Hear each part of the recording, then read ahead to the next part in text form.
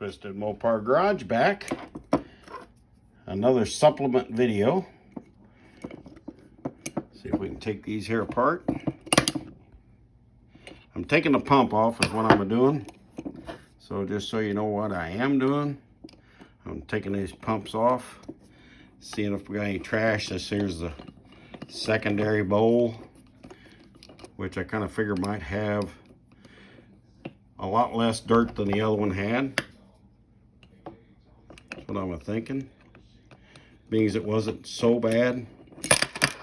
But then again, I could be wrong. And there it is. This is carburetor number 2, secondary pump. So, I want you to see that. There's all the gunk.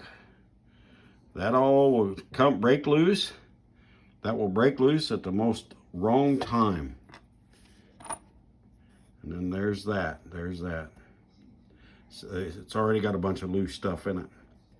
So I think we see what the problem happened here, Chris, and everybody else. I can't tell you what to really do when the car sits in wintertime and you had alcohol.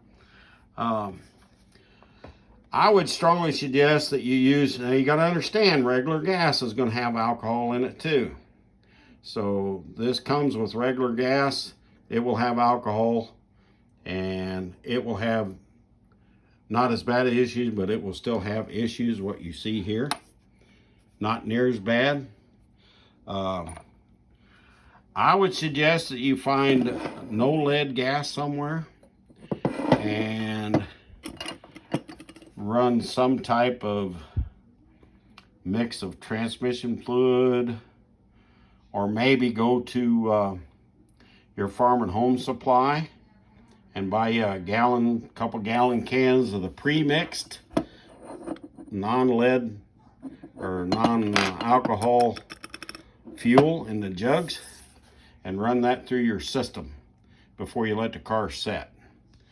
My suggestion is you find a gas carburetor, put a gas carburetor on there and run it, and get the fuel out of it that way. But you're running dual quads, so I can't tell you what's a good thing to do.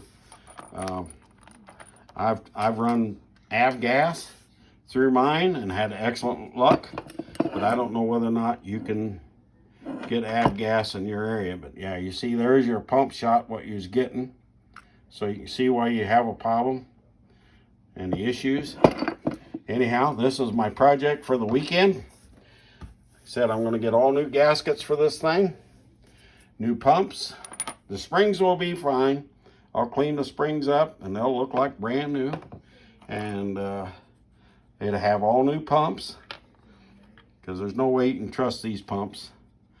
And as you can see, they're already hard. If you take a look, see they're already hard. So we'll go from there. Anyhow, this is a shorter video of everything we got going on. Like I said, once again, I'll do some more videos. I'll take out the nozzles of the squirters, take them out, and I'll take them air bleeds out.